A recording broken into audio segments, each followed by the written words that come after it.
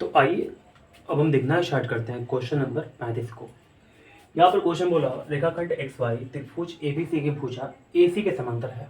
हमारे पास रेखाखंड x Y है जो त्रिभुज ए बी सी है, इसमें एसी जो भुजा है ना इसके समांतर है ये एक्स वाई, और यह त्रिभुज को दो समान क्षेत्रफल वाले भागों में बांटता है। और ये एक्स वाई जो है ना ये त्रिभुज एबीसी को दो समान क्षेत्रफल वाले भाग में बांटता है, यानी कि इसका क्षेत्रफल और इसका क्षेत्रफल दोनों का बराबर हो जाएगा। अनुपात ए एक्स बटे में ए वाई ए बी ज्ञात करें, यानी कि एक्स हमारे पास यहाँ पर है और ए बी हमारे पास यहाँ पर है। अनुपात ए एक्स बटे में ए बी हमको ज्ञात करना है, तो चलिए ज्ञात करना स्टार्ट करते हैं। सबसे पहले हम त्रिभुज बी एक्स वाई तथा त्रिभुज बी ए सी में आकर देखेंगे। दोनों को पहले समरूप करना हमारा काम है। बी एक्स वाई कहाँ पर है? त्रिभुज बी एक्स वाई ये छोटा वाला त्रिभुज है और बी ए सी जो हमारे पास है ये बड़ा वाला त्रिभुज है। दोनों को समरूप करना हमारा काम है। आगे तो हमने लिख दिया चूंकि रेखाखंड एक्स वाई त्रिभुज एबीसी की भुजा एसी के समांतर है। ये जो रेखाखंड एक्स वाई है ना त्रिभुज एबीसी की जो एक भुजा है एसी इसके समांतर है। ठीक है, ये बात दिया हुआ था। कोण एक्स बराबर कोण ए हो जाएगा। यहाँ पर छोटा वाला त्रिभुज में कोण एक्स और बड़ा त्रिभुज में कोण ए दोनों बराबर होगा। क्यों? क्योंकि दोनों एकांतर कोण है। आपको पता है कि दोनों समांतर है और आपको यहाँ पर दिखेगा ये तिर्यक रेखा है। तो दोनों समांतर रेखाओं को जब एक तिर्यक रेखा काटेगी तो यहाँ पर दोनों कोण बराबर हो जाएगा। इसको एकांतर कोण बोलेंगे। कोण बी बराबर कोण बी, आप देख सकते हैं कि जो कोण बी है ना छोटा त्रिभुज और बड़ा त्रिभुज दोनों में प्रेजेंट है, इसी के चलते ये दोनों में उभयनिष्ठ हो जाएगा। तो त्रिभुज बी एक्स वाई ये बी एक्स वाई जो होगा त्रिभुज बी ए सी के समरूप होगा। कैसे? एंगल समरूपता से। आपने देखा कि मैंने यहाँ पर और यहाँ पर दोनों एंगल को दोनों त्रिभुज के एंगलों को मैंने बराबर करके दिखा दिया। ठीक है, तो यहाँ पर एंगल से समरूपता से दोनों त्रिभुज समरूप हो जाएगा। ठीक है, अगर दोनों त्रिभुज समरूप हमारे पास हो गया तो हम लोग बोल सकते हैं इस अतः area of triangle B X Y area of triangle B X Y बड़े में area of triangle B A C area of triangle B A C, यानी कि छोटा त्रिभुज का क्षेत्रफल और बड़े त्रिभुज का क्षेत्रफल का जो अनुपात होगा दोनों त्रिभुज के संगत भुजाओं के अनुपात के वर्ग के बराबर होगा। ठीक है, फिर से दो समरूप त्रिभुज का जो क्षेत्रफल होता है दो समरूप त्रिभुज का क्षेत्रफल का अनुपात दोनों त्रिभुज के संगत भुजाओं के अनुपात के वर्ग के बराबर होता है। ठीक है, अब चलते हम लोग आगे। तो देखिएगा हमने यहाँ पर जैसा मैंने बोला ऐसे लिख दिया। ठीक है, ये समीकरण पहला हुआ। लेकिन रेखाखंड एक्स वाई त्रिभुज एबीसी को समान क्षेत्रफल वाले भागों में बांटता है, यानी कि एक्स वाई जो है ना त्रिभुज एबीसी को समान क्षेत्रफल वाले भागों में बांटता है, यानी कि ऊपर वाला क्षेत्रफल और नीचे वाला क्षेत्रफल बराबर हो रहा है यहाँ पर। तो हम बोल सकते हैं कि area of triangle B X Y equal to half of area of triangle B A C लिख दीजिए यहाँ पर बी ए सी। ठीक है, ऐसे रखोगे हमारा। तो एक बार फिर से सुन लीजिएगा, area of triangle B X Y equal to half of area of triangle A B A C. ठीक है, तो इसको मैंने यहाँ पर लिख दिया। ठीक है, अब चलते हैं लोग आगे। तो यहाँ पर ये गुणा में है area of triangle B A सी 1/2 के साथ। तो लेफ्ट हैंड साइड में आएगा तो क्या हो जाएगा area of triangle B X Y बटे में क्या हो जाएगा area of triangle B A C equal to क्या हुआ 1/2 हुआ। ये समीकरण दूसरा हुआ। ठीक है, समीकरण 1 तथा समीकरण 2 से। ठीक है, अब यहाँ पर ध्यान दीजिएगा। तो हमारे पास समीकरण हमारे पास ये वाला है दूसरा और ये हमारे पास पहला है। दोनों का दोनों बराबर आपको दिखेगा। दिख रहा है क्या? आप ध्यान से देखिएगा तो area of triangle B X Y बटे में area of triangle B A C, यहाँ पर भी area of triangle B X Y बटे में area of triangle B A C. ठीक है, ये दोनों बराबर देखा तो हम बोल सकते हैं इसका जो मान हमारे पास 1/2 का है। तो इसका मान 1/2 है तो इसके जगह पर जाकर के हम चिपका देंगे 1/2। ठीक है, तो यहाँ से देखना स्टार्ट कीजिएगा तो यहाँ पर 1/2 हो गया। अब अगर आप ध्यान दीजिएगा तो यहाँ पर स्क्वायर लगा हुआ है, तो स्क्वायर हटेगा तो यहाँ पर क्या आ जाएगा अंडर रूट आ जाएगा। थोड़ा सा एक स्टेप आप बढ़ा दीजिएगा तो अच्छा होगा। अंडर रूट अभी नहीं लगाइएगा। ठीक है, शायद आपको ये बात समझ में आ भी रहा होगा। तो हमने स्क्वायर हटा दिया, यहाँ पर अंडर रूट लगा दिया इक्वल टू बी एक्स बटे में ए बी होगा। आप देख सकते हैं यहाँ पर बी एक्स बटे में ए बी हो गया। अब देखिए हम क्या करेंगे, अंडर रूट 2 को ऊपर कर देंगे और अंडर रूट 1 को नीचे कर देंगे। अंडर रूट 1 का मान क्या होता है, 1 ही होता है, तो 1 को लिखे चला लेके कोई फर्क नहीं पड़ने वाला। तो अंडर रूट 2 हो गया इक्वल टू, इसको भी पलटी कर देंगे तो ए बी ऊपर चला जाएगा, बी एक्स नीचे आ जाएगा। ठीक है, अब देखिए हमारे पास ए बी और बी एक्स का मान आ चुका, दोनों का अनुपात का मान आ चुका, कितना, अंडर रूट 2 आ चुका।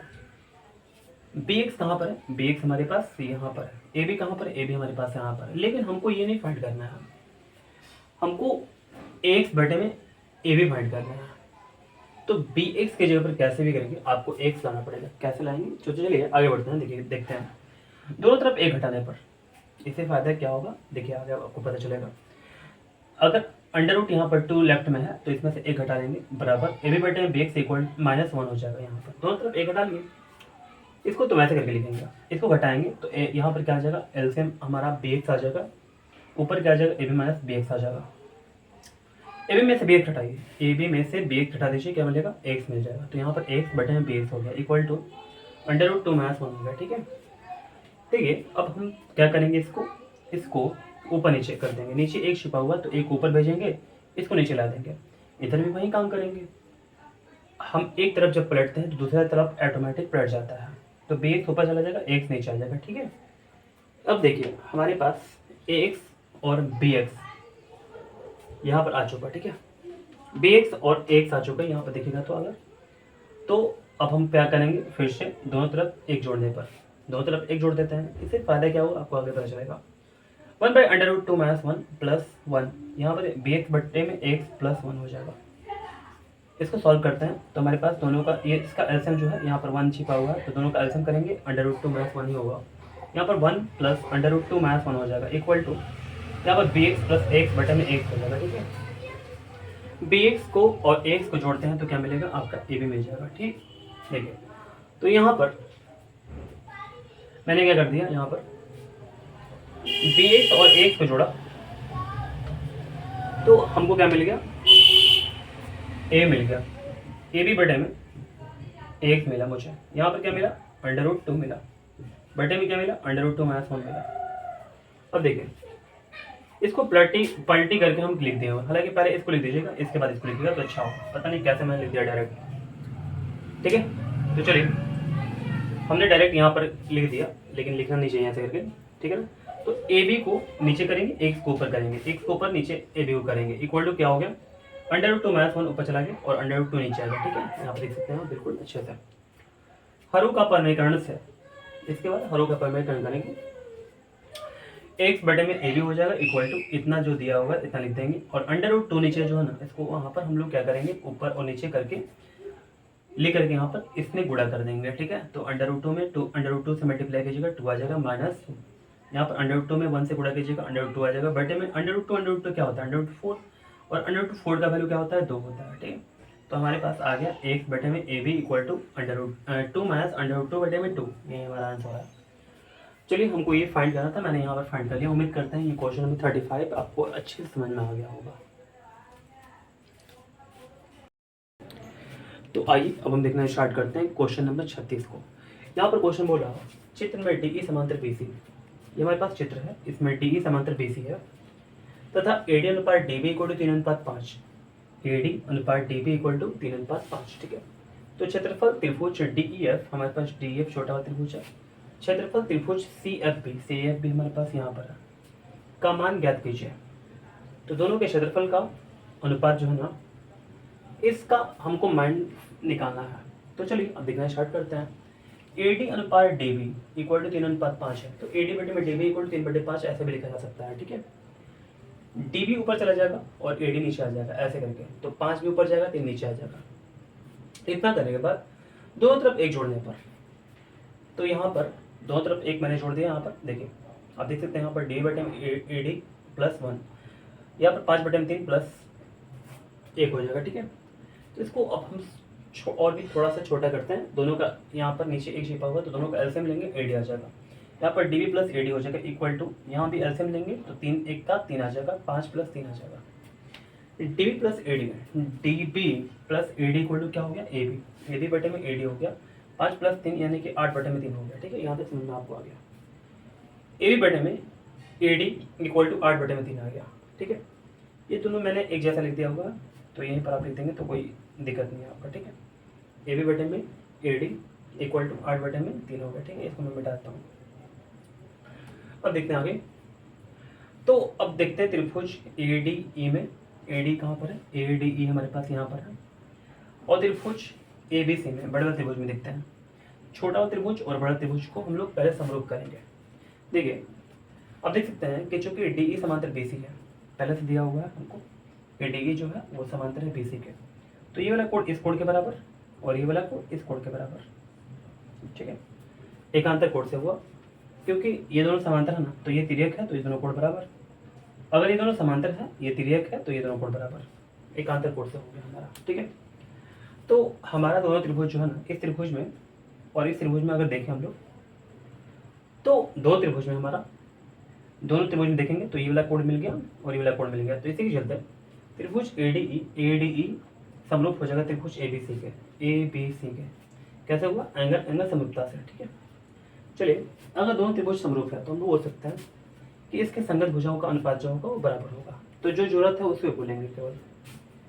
हम ए डी को ले रहे हैं, यहाँ पर ए डी को ले रहे हैं तो इसमें क्या लेना पड़ेगा, ए बी को लेना पड़ेगा। ए डी बटे में ए बी हो गया।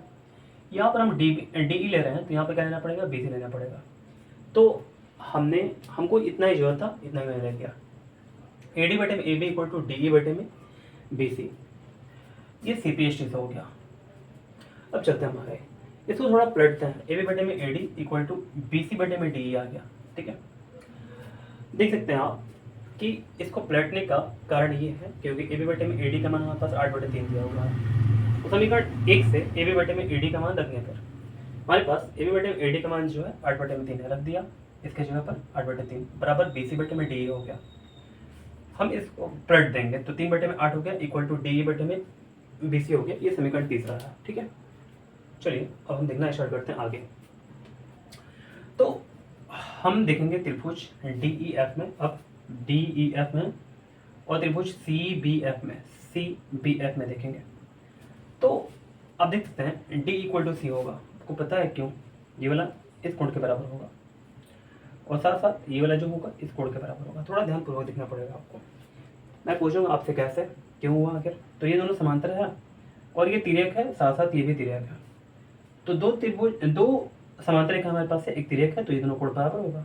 कैसे हुआ, ये एकांतर कोण से हुआ। कैसे हुआ, एकांतर कोण से हुआ। हो मैंने एक चीज गलती कर दिया, पहले ये देख लेते हैं, मैं बताता हूँ कहाँ मैंने गलती किया हुआ। ये क्या हो गया, एकांतर कोण से हो गया आपका, ये दोनों कोण बराबर और ये दोनों कोण बराबर एकांतर कोण से, ठीक है। क्यों एकांतर कोण से हुआ, क्योंकि मैंने यहाँ पर दिखा भी दिया हुआ, चूंकि डी ई समांतर बी सी, डी ई समांतर बी सी हो गया। देखिए मैंने यहाँ पर एकांतर कोण बोला हुआ है, ये एकांतर कोण नहीं है बल्कि संगत कोण है आपका। अब थोड़ा ध्यान दीजिएगा, ठीक है, संगत कोण हमारा, ठीक है। तो अब देख सकते हैं ये त्रिभुज में और ये त्रिभुज में, ये वाला कोण ये कोण के बराबर है, ये वाला कोण इस कोण के बराबर है, ठीक है। तो मैंने दिखा भी दिया कि कोण डी बराबर कोण सी, कोण ई बराबर कोण बी, कोण डी बराबर कोण सी, कोण ई बराबर कोण बी, ठीक है। तो ऐसे में देख सकते हैं आप कि त्रिभुज यहाँ पर डी ई एफ जो होगा वो समरूप हो जाएगा त्रिभुज सी बी एफ के। यहाँ पर डी ई एफ समरूप हो जाएगा इसके सी बी एफ के। कैसे, एंगल समरूपता से। अगर दोनों त्रिभुज हमारे पास समरूप हो चुका है, ठीक है, तो area of triangle D E F बटे में area of triangle C F B equal to क्या हो जाएगा, दोनों त्रिभुज के क्षेत्रफल का अनुपात निकालेंगे तो डी ई बटे में बी सी का होल स्क्वायर हो जाएगा, ठीक है। क्योंकि आपको पता होना चाहिए ये दो त्रिभुज समरूप होने पर दो त्रिभुज के भुजाओं का अनुपात करके हम लोग वर्ग कर देते हैं, वो इक्वल हो जाता है, क्षेत्रफल का अनुपात के बराबर हो जाता है, ठीक है। फिर से एक बात होनी चाहिए, दोनों त्रिभुज के क्षेत्रफल का जो अनुपात होगा दोनों के संगत भुजाओं के अनुपात के वर्गों के बराबर होगा, ठीक है। तो समीकरण 3 से देखते हैं। समीकरण 3 हमारे पास कहाँ पर है, यहाँ पर समीकरण 3 है। तो डी ई बटे बी सी हमारे पास 3/8 है। डी बटे बी सी हम लोग क्या करेंगे, डी बटे बी का मान रखते हैं 3/8। तो area of triangle D E F, area of triangle D E बटे में area of triangle C F B equal to कितना हो जाएगा, 3/8 हो जाएगा, ठीक है। 3/8 यहाँ से रख दिया गया। 3 का स्क्वायर 9 होता है, 8 का स्क्वायर 64 होता है। तो हमने इतना कर दिया, ये हमारा आंसर है 9/64। तो उम्मीद करते हैं क्वेश्चन नंबर 36 आपको अच्छे समझ में आ गया होगा। हाँ एक चीज़ बोलना चाहेंगे, आप क्वेश्चन बिल्कुल पता है, रिवीजन कीजिए, अपने कॉपी पर बैठ कर बनाइए। ऐसे ऐसे क्वेश्चन को कम से कम 2 बार बनाएंगे, ठीक है ना। और जो बड़े क्वेश्चन है उसको 2 से 3 बार बनाएंगे, ठीक है। तभी आपके माइंड में अच्छे से जाएगा, ठीक है ना। और बिल्कुल उस पर सोच विचार कीजिए, ठीक है, कौन कैसे क्या हो रहा, ठीक है। तो आपको अच्छा समझ में आएगा, उम्मीद करते हैं। अब ये क्वेश्चन आपको 36 और मैंने इसके पहले 35 बताया था, वो दोनों क्वेश्चन आपको अच्छा समझ में आ गया होगा।